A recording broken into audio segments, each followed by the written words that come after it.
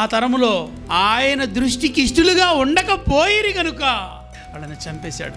మనం కూడా అలాగే మన ఇష్టాలను నెరవేర్చుకొని దృష్టికి ఇష్టలుగా బ్రతకకుండా మన దృష్టికి ఇష్టమైనవే చేసుకొని ఆయన దృష్టికి చెడు మార్గాన మనం కూడా బ్రతుకుతూ ఉంటారా? మేము అలాగే బ్రతుకుతామంటారా? చెప్పండి.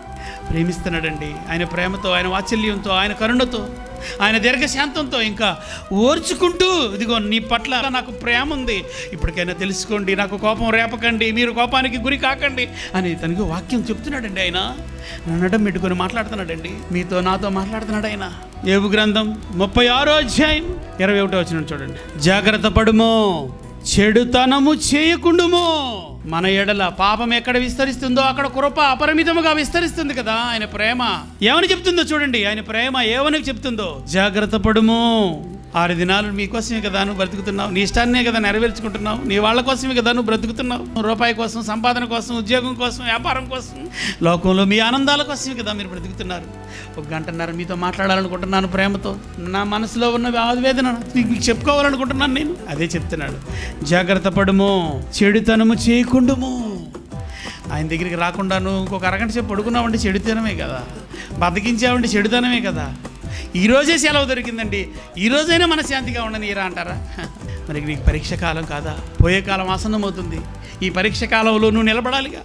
నిత్యముండే ఆ లోకంలో నువ్వు ఉండాలి అంటే ఈ పరీక్షా కాలంలో నీ భక్తిని కనుపరుచుకోవాలి కదా. యోబు గ్రంథం 1వ అధ్యాయం 1వ వచనం చదవండి. ఊజు దేశమందు యోబు అనొకడు యథార్థవంతుడు, న్యాయవంతుడు, దేవుని యందు భయము భక్తి కలిగి చెడుతనాన్ని విసర్జించాడు. దేవుని యందు భయము భక్తి కలిగిన వారు ఏమి విసర్జిస్తారు? చెడుతనం. భయము భక్తి కలిగిన వారు వెళ్ళిపోవాలి, టయానికి వెళ్ళిపోవాలి, నా తండ్రి దగ్గరికి వెళ్ళిపోవాలి. నా తండ్రి నాతో ఏదో మాట్లాడబోతున్నాడు, నేనేదో నేర్చుకోవాలి, నా చుట్టూ ఉన్న సమాజానికి, నా వాళ్ళకి నేను చెప్పుకోవాలి, నా కాపాడుకోవాలి. నన్ను సాక్షిగా జీవించాడు, బ్రతికించాడు. కరోనాలో ఈ కోట్ల మంది శవాల లిస్టులో నన్ను లేకుండా చేశాడు, నన్ను కాపాడాడు నా తండ్రి. ఆ రోజే నాకు కరోనా బ్యాక్టీరియా కన్నా అప్పగిస్తే, ఆ సంహారక దూత కన్నా అప్పగిస్తే నేను ఉండేవాడినా ఈ సంవత్సరంలో, ఈ రోజున? అలా ఆలోచించండి. మిమ్మల్ని ప్రేమించలేదా తండ్రి? ఇదిగో ఈ మాటలు ఇంకా మీ చుట్టూ ఉన్న సమాజానికి మిమ్మల్ని కాపాడుకుంటూ, మీ ఆత్మలను కాపాడుకుంటూ, మీ కుటుంబాలను కాపాడుకుంటూ, మీ స్నేహితులను కాపాడుతూ, మీ చుట్టూ ఉన్న సమాజానికి సాక్ష్యంగా, న్యాయమూర్తిగా, నీతి న్యాయాలను జరిగించే ఒక న్యాయమూర్తిగా, ఒక సాక్షిగా, ఒక సేవకురాలిగా, ఒక సేవకుడిగా, దేవుని ప్రతిబింబానిగానే ఉండాలి అని ఆయన నిన్ను కాపాడాడండి. అది ప్రేమ.